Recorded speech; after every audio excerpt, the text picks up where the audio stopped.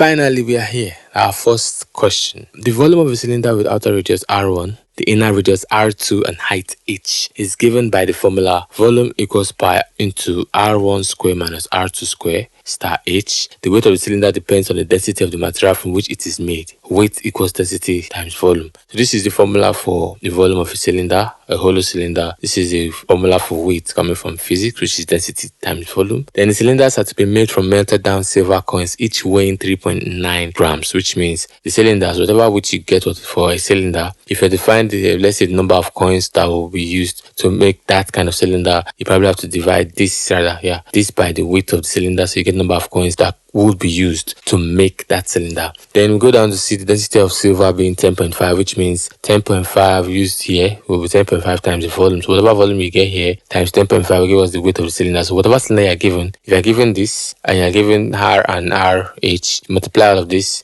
multiply it down, you get the weight. So the program is to print a table of the various sizes of cylinders possible by varying R1, R2, and H, all between appropriate input limits. Also, the weight is to have a maximum value. Sketch the envisaged cylinder and state what limits must be applied to the calculation of its size and weight. So yeah, this is the question. These are the follow-ups from the question. This is necessary to be understood, and then you can follow up with this. Basically, this is asking you to draw something and show some limits, and then this is also asking you to make an algorithm to print a table of various sizes of cylinder that can be made and how many coins are required, which means you're going to be working with this weight and this 3.9 grams. Each cylinder must not weigh more than 1 kilogram, so you're going to have a weight cap, and the cylinder's dimension or be greater than 10 cm in height, so you're going to have a cap here also. Cylinder dimensions are to be input as maximum and minimum values for both R1 R2. The increment between successive calculations, INCR, which is increase, is also input. So you're going to develop an algorithm of sorts like a function that takes a few things in. You're going to put this R1 minimum, R1 maximum, R2 minimum, R2 maximum. You're going to input increase the increment, right? So if say +1 or +2 or times 2, whatever it is, then then you're also going to input maximum weight, right? A lot of things. So let's just get into let's go to whiteboard and see how this question is to be solved. So catch you on whiteboard. Okay guys, welcome to whiteboard. And for this section, we've already seen the question, and so therefore we want to break it down. This is what we do, and this is the thought process you should follow every time you see a question in the section A of the BCS exams for the ST module. You have all questions basically, but the idea is you want to get as much marks as you can from this section. So it's important to attempt the questions from this section to the best of your abilities. So putting something down, just putting an idea down or a concept down, and if you look at it, so marks here were awarded to some extra things that you put in place. Like for instance, there are rules that say the algorithm must have at least 2 stages of development, which means it must have one stage, whatever you decide to call it, the first stage, and then have a second stage. And so therefore you probably get the extra 12 marks, which comes with the bundle of A1B. So let's understand the question first and foremost. It says the volume of a cylinder with outer radius R1 and the inner radius R2 and height h is given by the formula. So we have this is the volume for a cylinder. It said the weight of a cylinder depends on the density of the materials from which it is made. So we have weight, right, or HT, which I want to use, equals density times volume. So you want to bring out the expression. Second expression is weight equals density star volume. Volume of what? Volume of the cylinder, right? Let's localize this expression. This is the constant expression that we meet everywhere in physics, but here we are trying to localize it to this so we understand. It doesn't mean you have to come from an engineering or a scientific background, right? You need to just be able to put what it is you are given and try and localize it to the question, and then figure out how to go about it. So forget all the jargons there, just try and bring out the elements, things that will help you understand. So we work with weight equals density times volume of, like, let's say the cylinder, in this case is a hollow cylinder, right? Then there's a third thing that says cylinders are to be made from melted down silver coins. So the cylinders themselves will be made from melted down silver coins, each weighing 3.9 grams. So one coin. Now this is extremely important. I would say that again because many people say they don't understand how the BCS language works, how the speak goes. But the idea is, if you follow the question appropriately, you will get what they are aiming at, right? And they're saying the density of silver, which we've already seen before, equals 10.5 grams per centimeter cube. So if we were to find the weight, or let's just assume let's assume some values for R1, R2 each, and we know pi is 3.14. So let's say pi equals 3.14, h let's say it's 10, R1 let's say it's 9, that's greater than R2, and R2 let's say it's 6, right? Now for the sake of this class, I'd like to use numbers that we can multiply quickly. Let's use 100 here, let's use 10 here, let's use 5 here, right? Now if I was to find the volume of this object, it will be 3.14 times into brackets 10 square minus 5 square, right, times what else, times 100. So how is our cylinder, right? So this is the volume of our cylinder that has a size pi, h, r1, r2 of 100, 10 and 5 respectively.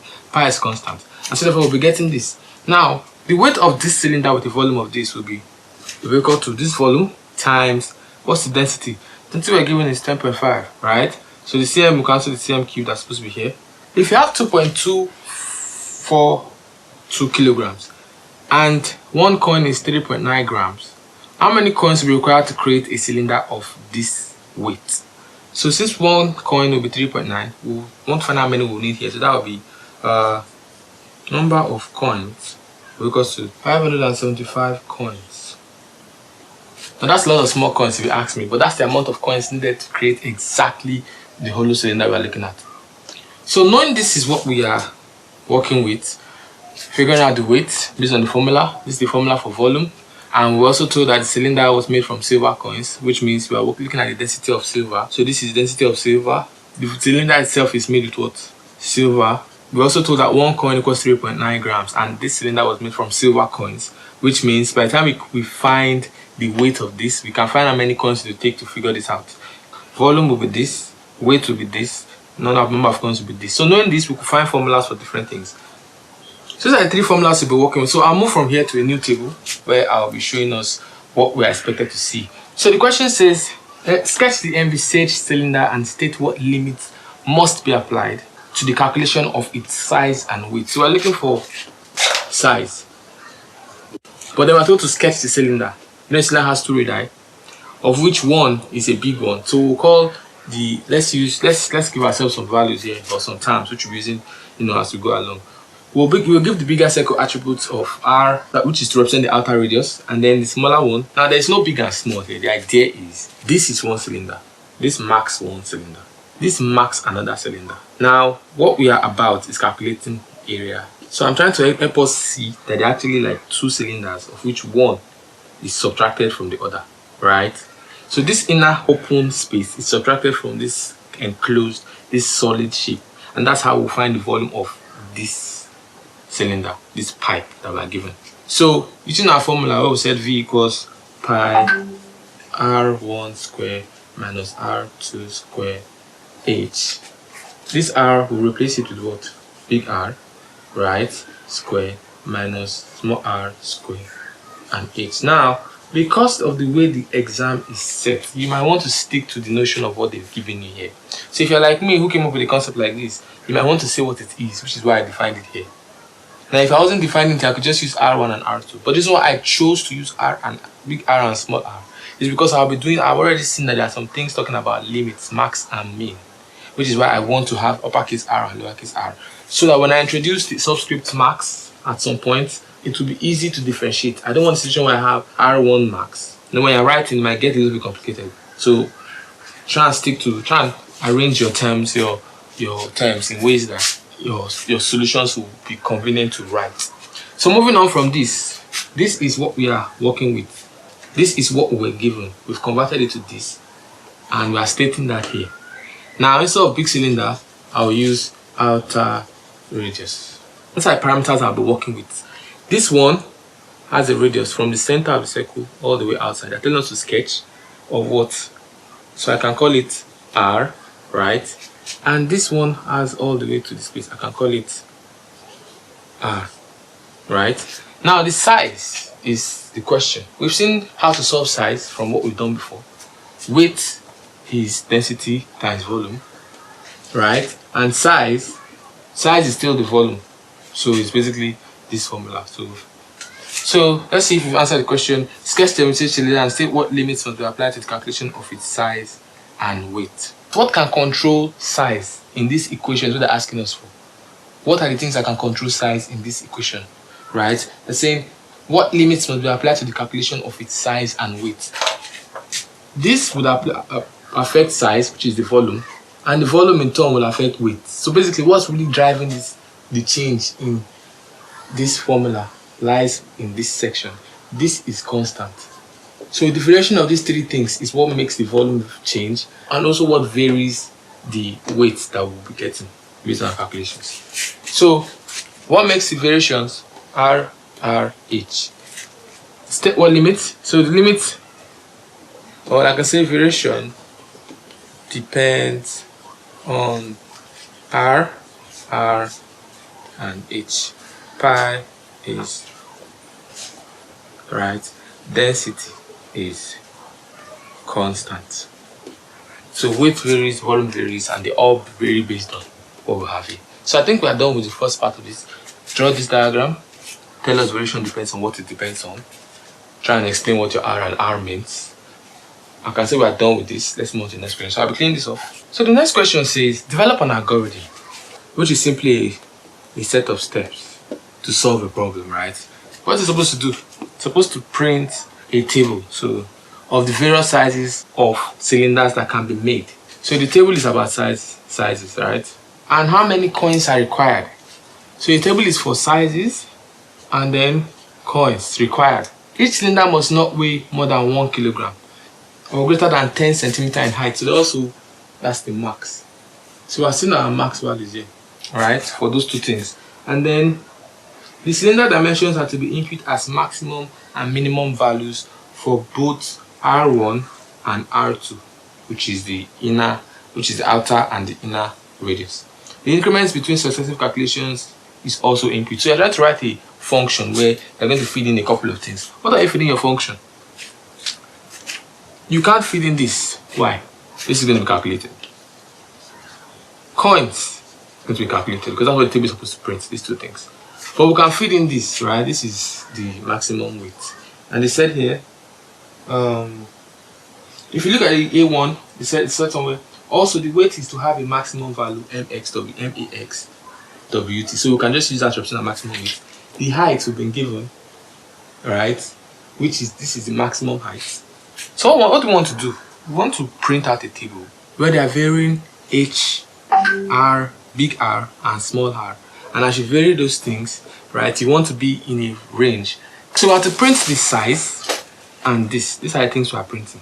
Also, we are going to be printing the R values and the small r values and the H values as they change, so that we can find which values for the changing values give us a weight that is below the maximum weight, and the height that caps that calculation should not exceed 10. So we have some things in place.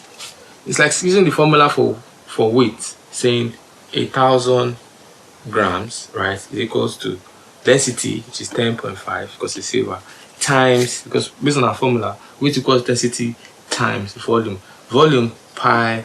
So we are saying, how do we ensure that we have values since this one is constant? So it will be 3.1 for we use R. How do we vary these two, right? And this one, vary everybody accordingly, keep varying them. So maybe at one point R2 is, maybe we start at maybe 10, right? And R, this one is maybe 9, and then this one is 1, right? Then we check, does it fall below 1,000 grams? But by the time we finish this multiplication, if it does, then print out this statement that okay, this combination of the outer radius and the inner radius multiplied by the height will give us a value of weight that is below this. Then move on to the next one. So we're going to be moving to a table where we'll be varying R, R, and H. Big R, small r, and H. So you want to start thinking about what you can use to vary all these values, and you don't want to do it with your hand. So first and foremost, think of a picture. What picture can I think of that will help me understand what I'm supposed to do here? I want to create a table that will help us see the flow as it's supposed to be. I'll start with H. I want R, I want to show you what the table will look like. HRR, right? Then I'm looking at the size. So the size, which is the volume, is based on the calculation of these three things. Then the number of coins, which is based on which has weight. So I'll start with weight first. I will know that weight has a maximum of what? 1,000 grams. Then we also have number of coins. And when the number of coins it has a special formula, which is the weight of the WT at this point in time divided by what? 3.9 grams. So now maximum weight is 1,000. For any moment in time that we'll do our calculations here, right? And we get a maximum weight that is above 1,000, we want to stop this variation. So knowing that this is constant, it said it's 10. So let's assume we start at 1. Talking about an increment, they said we should also introduce the increments. There's an increment. So the increment between successive calculation is also increased. We're also giving the increment. So let's assume we are increasing by 1 every time. While we start with 1, we want to vary these 2, right? Then move on to a point where we go to 2 and vary these 2. Then move on to a point where we go to 3 and vary these 2, so that we can cover every combination that is possible between 1 and 10 of each. And whatever it is, you're starting with your minimum and your maximum of R, and your minimum and your maximum of this R. So the volume will be based on what you get here. So if this is 1, let's assume our R, for instance, is 10. Right? What did we use before? We used 100, but I'm breaking it down here. Let's assume it's 10. And this is 5. Right?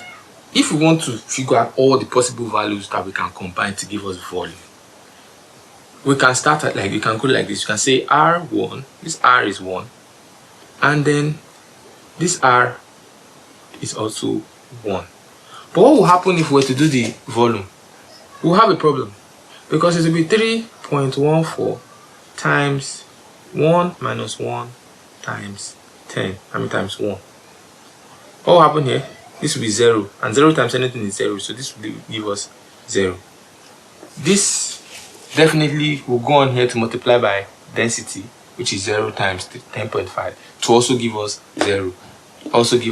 So we don't want to take, we would in the future try to put in possible adjustments, possible fixes that can get rid of things like this, so that our algorithm does less work. But let's just understand the problem. Then we want to move from 1, 1. We want to move to check again. But the problem will be, this doesn't make any sense now. The outer radius is lesser than the inner radius, and so we're having negative values. We don't want negative values. So we want to put in place a situation where once this one is greater than this one, you're already beginning to hear the if statement. Once this one is greater than this one, right, increase this one. So let me show you the possible combinations that we can get. This will be 1, this will be 2. It will do this to check. If the weight is less than, based on calculation of this times density, if it's less than 1,000 grams, it will print it to screen. And then it calculates number of coins. But it has to be what? Less than 100 grams before it does this. Now, we'll check again. 1. Still under 2. This one becomes 2. What happens? 0. 0 times that is still under 100, so it prints this 2. Then it moves on, calculates the number, which is also 0. So everything here will be 0. So for all these 0 values, we want to get rid of them. I'll show you that in code, how you can achieve that. But let's just get the concept of it. Then still moving on, let's take out this 1. This one moves to 3, because now 2, 3. If we go with 2, 3, this would be negative values, because 2 square minus 3 square will be negative, and then we'll have a problem which you don't want. We're trying to avoid such problems. So what we do is move from this to 3 until we get to 3, 3. Then we move. So 3, 1, right? Then we'll do another one for 3, 2. Do another one for 3. Do we do for 3, 3? No, because these two are the same. We want to skip that and jump out to where? 2, 4, 1. We do again 4, 2. Do again 4, 3. Then do we do for 4, 4? No, we skip that. Then we do for 5, 1, 5, 2, 5, 3, all the way to 5, 4. So we keep going on till we get to a point. When this one reaches 1, 10, and this one does all this from 1, 2, 3, all the way to 9, right? This increments increases to 2, right? This increases to 2, and this one goes back to 1, and this one goes back to 1, right? So it is 2, 1, 1. This is 0, right? So it will print. So the question is, will it print for this? If it is less than 1,000 grams, it will print to calculate the number of coins. If it is not, it will skip it. So what we're trying to do in our algorithm is combine all these things for as long as what we get as volume multiplied by density, which will give us a weight, is lesser than 1,000 grams. If it is, print out what that is, what the combination that got us that lesser than 1,000 grams is, and then print out the number of coins, which is basically dividing the weight of what we got, right, the weight of each output by the weight of one silver coin, because the weight of this is in silver, and since we are melting silver down to make the cylinder, we will divide the weight of the silver by, the weight of the cylinder by the weight of the silver, and we'll get the number of silver coins that we will be using for this the combination that we get using our H, R, and R. Now I want to do this one all the way. So here we have this, then it will be 2, 2, 1. So for this kind of thing, we'll see that we realize that we're going to be doing an iteration for only this part. It is whatever this part gives us that we jump into code, and then from code, which is where we do our calculations and our checks, we now jump out and print something on screen, and then move on to continue the next step. So we calculate, we switch values, right? We iterate between all the values, the possible values that can help us. When we find the value that can work, we do our volume calculation. Once we find the volume, we find the weight. Once we found the weight, right, if it is less than 1,000 grams, we print. If it is not, we jump out of the loop, so we don't calculate the coin, and then we'll go back and do more, right? So that is the solution to this problem.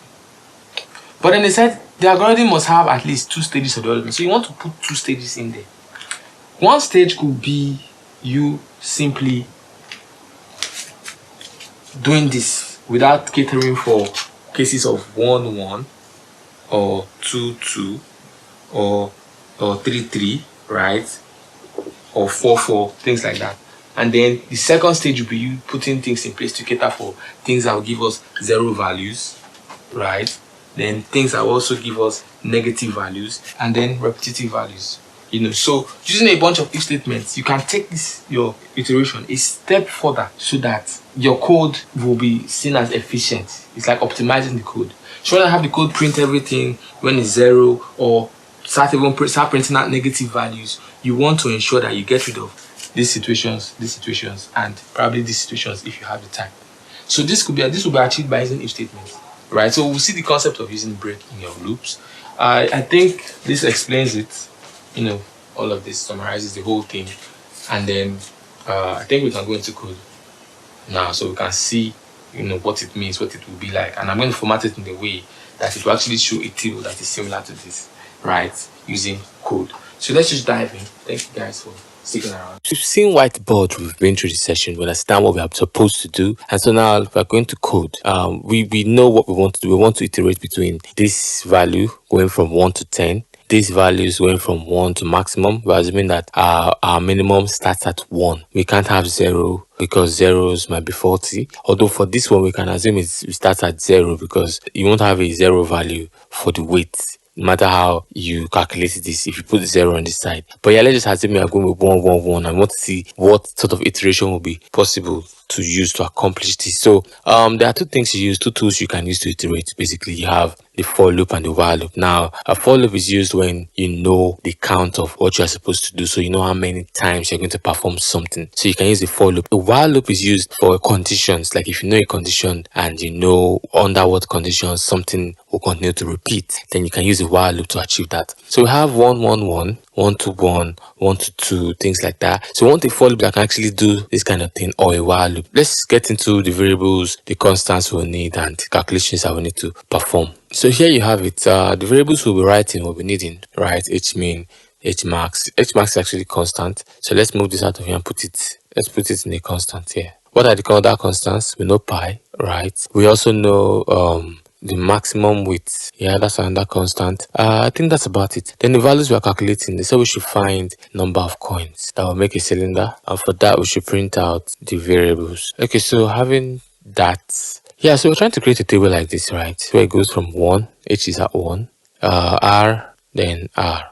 So this one goes from the minimum, which is 1, to whatever the maximum is. So here we are going to be using what we've discussed on board, which is R to be 10. So let's give this 10. Let's give this 5. And this maximum is 10 all the way. Later, we're going to be putting things to help us eliminate cases like 1, 1. Because 1 square minus 1 square will give us 0. So we want to eliminate this.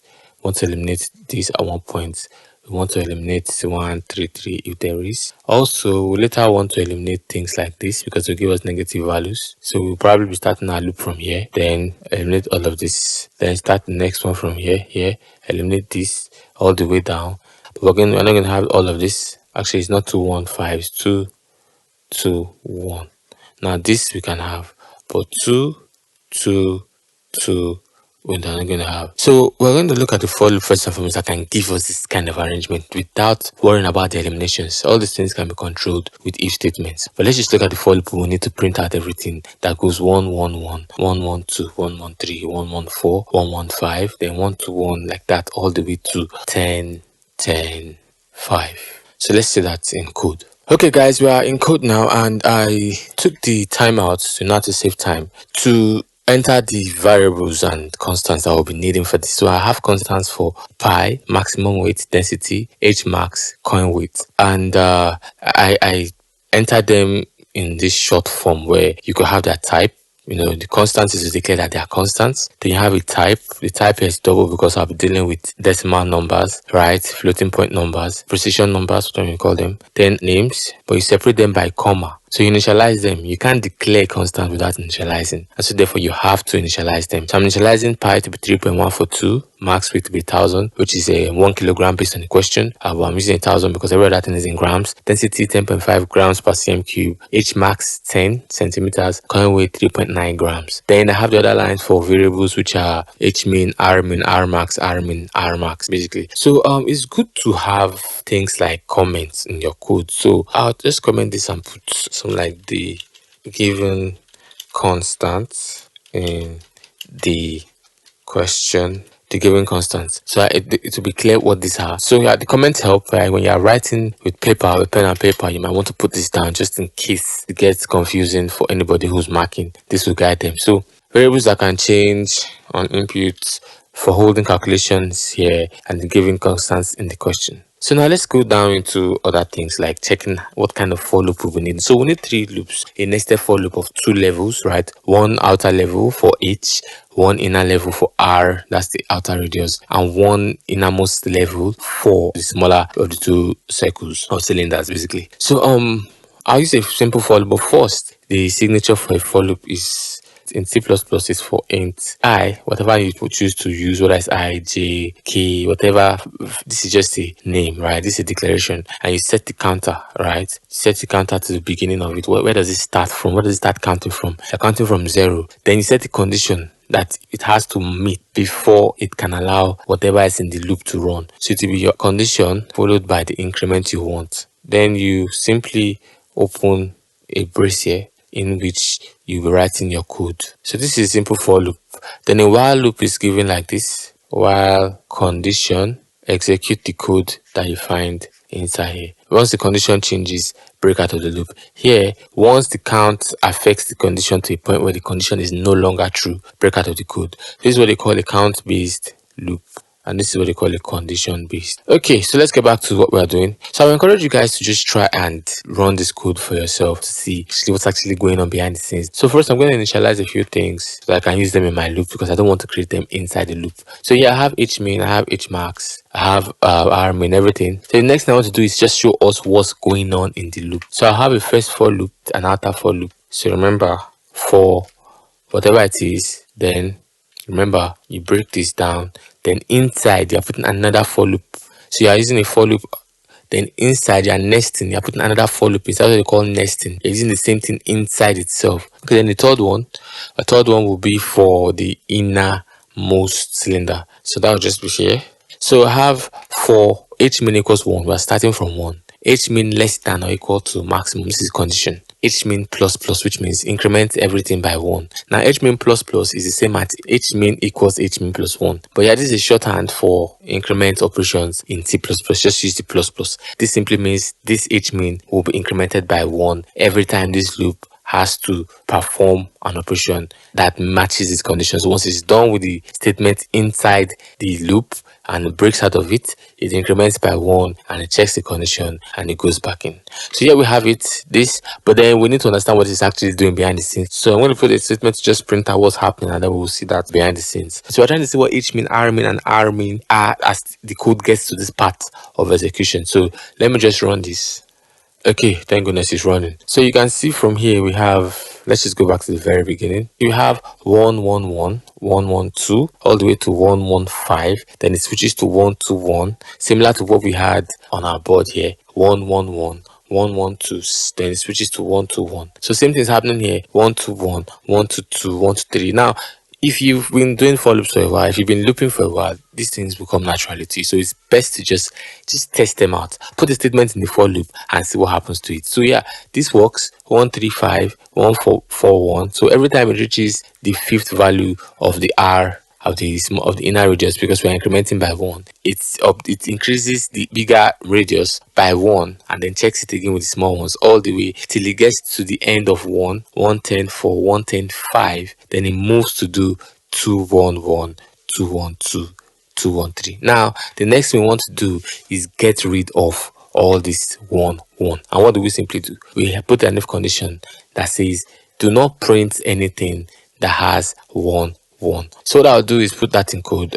Just put an if statement here. Say if at any point in time when the code gets here, if R main should ever be equal to R main to break out of the for loop, don't run anything. So I'm going to say break, and then I'm going to put an else statement so that we can print whatever it is if they are not equal to each other. So if R main is never equal to R main at any point in time, then go ahead and print the other one. So I think this should do the trick. Let's see if it runs. Yeah, so it's running now. So let's just see if we've skipped all these doubles. Yeah, so we have skipped 1 1.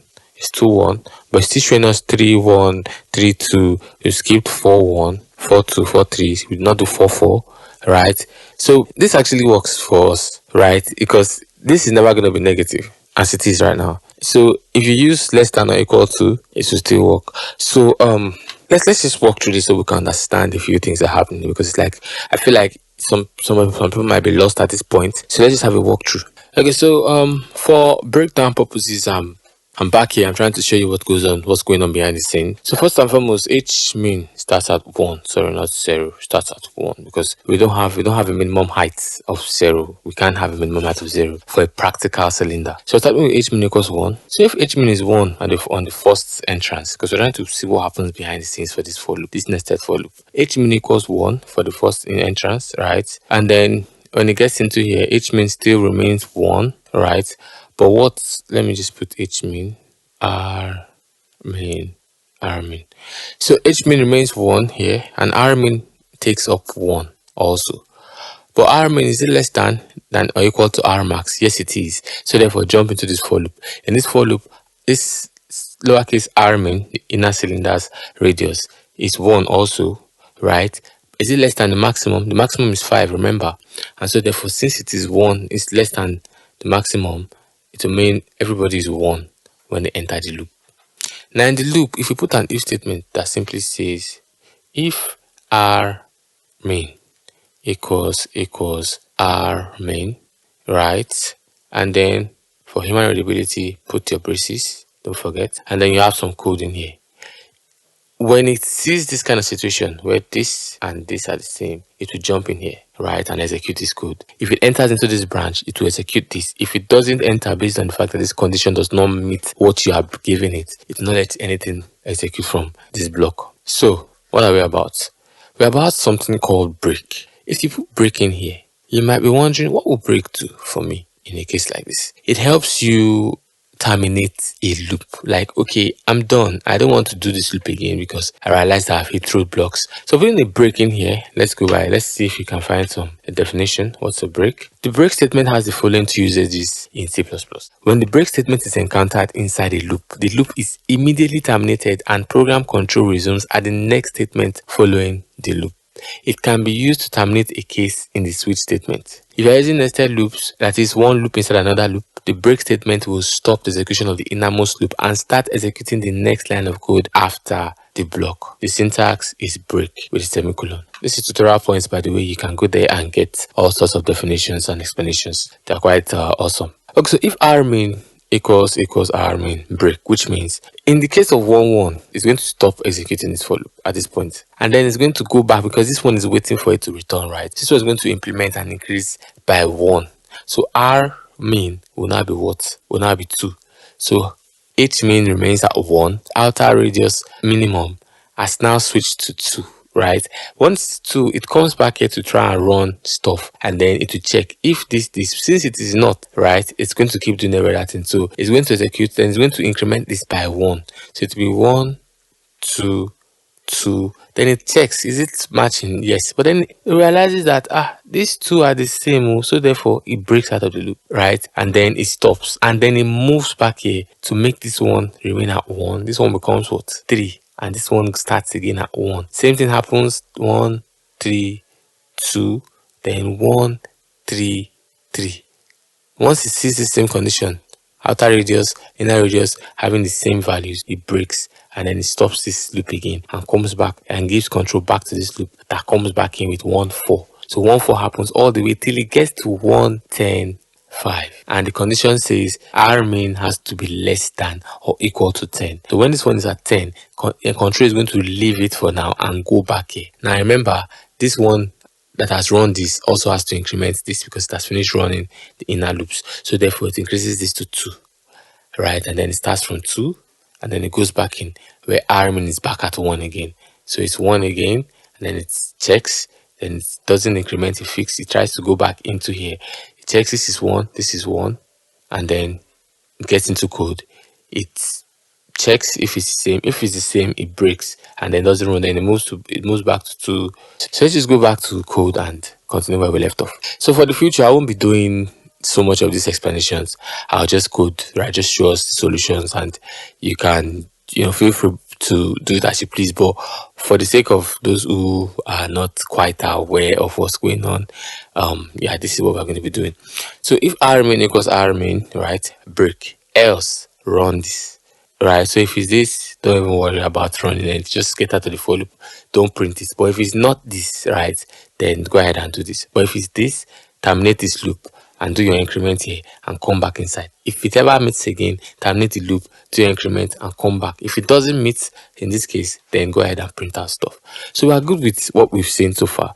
So let me just jump in. Let me just drop the solution for the whole thing, and then you can follow through, at your pace. I'll just explain it because I think this video is getting too long. Okay, so we have the code that I've written out. We have calculated weight. This is the formula we know of. So then we're saying calculate the weight first. If outer radius ever equals to inner radius, then terminate the loop. Don't do anything here. Just go and increment and come back in. Now, if it doesn't equal the same thing, then figure out calculated weight, which is this. Calculate the weight based on all of this and density. Then now check if the weight is lesser than the maximum weight. If it's lesser than the maximum weight, then execute the formula for counting the number of coins, right, which is calculated with divided by coin weight. So whatever you get here, divided by the coin weight, and print out those things to screen. Now I've done some kind of formatting that will help this thing look a little bit more readable. Let me see if I can just slide that in somewhere. So I'm going to have it here just before the for loop.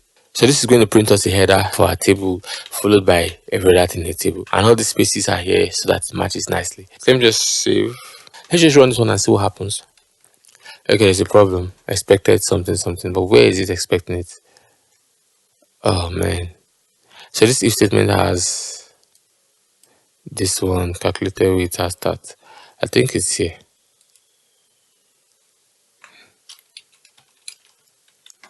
Yeah. So let's see. Good. So what do we have here? We have 1 2 1. Check out the heading. Minimum H, R1 minimum, R minimum. I've used R, I put R1 by mistake. Then calculated with. You can see we have all these calculations going on, right? Now I didn't print a number of coins, which I'll put just now. But you see we have all of these things going on. 1 4 2. That's 4 square minus 2 square times 1. You might want to cross check that yourself. But realize that all these weights fall beneath 1,000. All these weights fall beneath 1,000. Now, let's check. Let's output the number of coins because we didn't do that. Sorry for this shutdown. Okay, Control C. I have this space in between. I have this, and I have this, and I have this. Yeah, this should work. This is calculated with, but I want it to give me number of. Good. Now I want to also put a format here for that. So I'll just do okay. So we have this. So we'll save, we'll run. And there you have it, nicely formatted. It's moving everything to the next line, which doesn't make any sense. I think it's because my screen is too big for this. So let's just arrange this. Let me take this back to 36. And then I'm going to run it again. Yeah, so here you have it. Nicely formatted, main H, R main, outer radius, inner radius. You know what? You can actually call this outer radius main, but it'll be a problem when you're writing this in exam. Like it's going to be too lengthy to write that. But I could put the heading here to be outer radius minimum. So things like that. So this is how it goes. So dividing this by 3.9. Let's see if we are right on the money. So we have 989 divided by 3.9. 253.589 blah blah blah. I didn't put a 0.73, so yeah. So I think we're actually right. This is what they need us to print. I have the minimum height all the way to the maximum height. I have the minimum radius all the way to the maximum radius that is possible to create this. So in the whole length of the whole point of this whole video we've been doing is just to arrive at something like this at the end of the day. This is what we need. So now this inclusion is what helps you with the two-stage process that he talked about. Rather than have it print everything between zeros and negative values, put a statement in there that can help you jump out of the loop once it's not complying with things that are practical. Okay, I think we are done with this. I would have loved to use a while loop, but I'll just drop that as code because we're already way beyond time. These videos are beginning to go over an hour, and I don't know how receptions will be because this is the first one. So let's just keep it at a simple short piece. So thank you for joining for this video. See you in the next section where we check answers in the exam report against ours. Bye.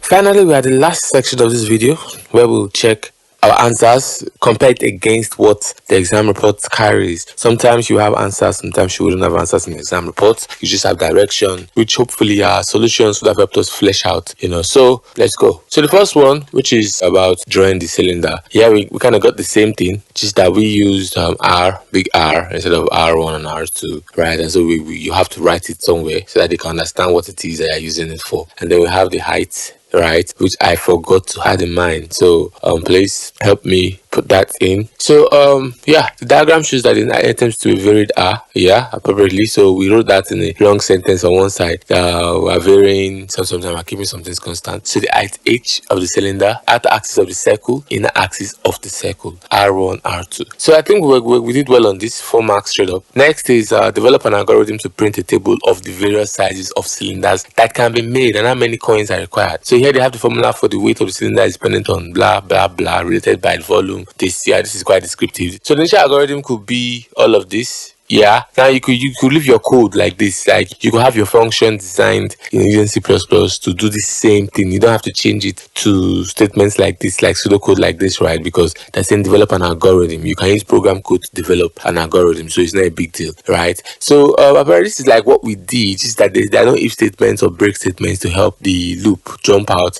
and not process the other things. If for any reason B max and A max or A mean and B mean are the same, right? So but it's the same thing they've done here. Calculate cylinders width and then number of coins equals cylinder width divided by density, blah blah blah. Yeah, so if weight is below the maximum, then print. So I think we're right on track for the money. N4, N4, N4, and that's what you do for 4 statements using the pseudocode. We will look at translations from program code to pseudocode sometime in the future. So here's a 4, right? This 4 is ended by this N4, so it's like the braces, like the scope. This is for scope resolution. Here is for here.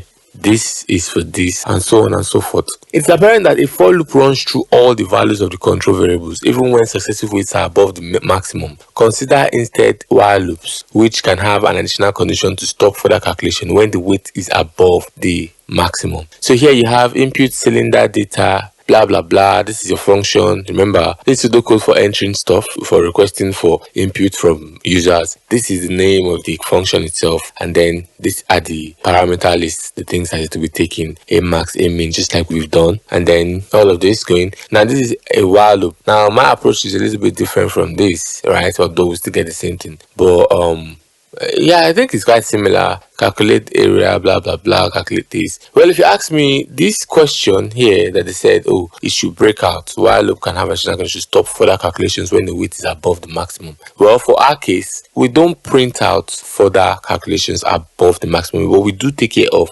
negative values and zero values. So in a way, we've done our algorithm in two stages, right? The first stage, it will be you highlighting that, okay, this is going to print everything from negative numbers to zeros and things like that. Then suggest that, okay, in my for loop, I'm adding a break to help me not process blah blah blah. So things like that actually help them see that your code was actually developed in two stages. Let's go back to what we're doing. Yeah, so this is that for the while loop, while this, right? And then you want to increment here. While this, you want to increment here. While the third one, you want to increment here. And then you do calculations inside here, and then you move on. But remember, look at what's going on. That actually set initial values every time you enter a new level. I think I have that. So I have written something like that. So I don't know if it's the same thing.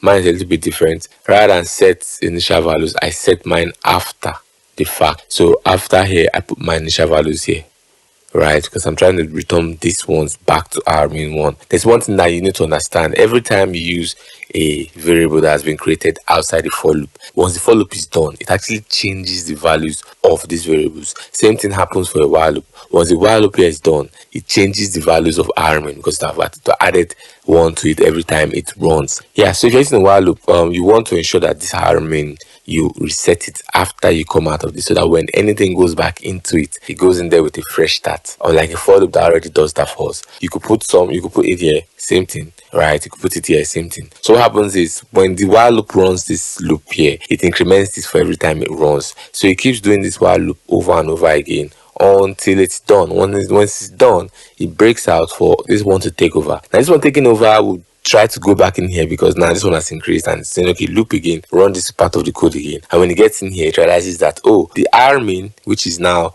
greater than r max, is the condition, and so therefore it will not run this, because r min plus plus would have done the plus plus so many times until it gets to max, and it had done the last one until it checks the condition, so it breaks out of the loop. And so your code will probably just run one time for probably a combination of this and this, just once, maybe 1 1 1, and that's all. You want to set initial values back here, or set it here, right? And then make sure that you update, you increment, otherwise you have an infinite loop that goes on forever and ever. So instead of having it just here, I can now put this if statement inside here, and then just move on with life. So let's see if it's the same thing they've done. Yeah, so they calculate the area, blah blah blah. But I think this actually still does everything, if you ask me. This does most of the whole thing, because when you get in here, you're still gonna calculate stuff. If I think in a way, ours is a little bit more friendly. So I'll write this while loop. If I was to use a while loop, I'll write this while loop, right, and include this part of my code, this part here. Include this part of the code. This will do the job of ensuring that we don't have zeros, and then it will ensure that this comes to be, based on the fact that maybe the condition allows for the else statement to be used. Okay, so that's that. Development, area of metal equals outside, blah blah blah. Appropriate formatting of the output should also be considered. So appropriate formatting of the output should also be considered, which is why I used that formatting which we have here. Remember, I put all of this in place, and when this one prints out, we get something that is stylish, something that looks like, oh, it's an appropriate table. So if I was to comment this out, let me just comment this out so we don't have problems. This will work actually. Then also run. So here we have the output. So checking the top of the table. Yeah, so you see this formatting. is what they're talking about. This helps you with extra marks. Okay, so we are doing tables and stuff like that using printed statements. You want to put something in place that will give us an appropriate style of heading, make it look like a table, even though it's just text, but the placement is what's going to guide the understanding of your table. Yeah. So every formatting of the output should also be considered. Obviously, this depends strongly on the target language. A table caption should be printed outside any of the loops. What's a table caption? So I think I'll do something like this, right? Then I'll put all of this. Just put this to demarcate the area between them, and then I don't know if it's long enough for code, but yeah, just put this so that people understand what they're talking about. So let's see what it runs for me.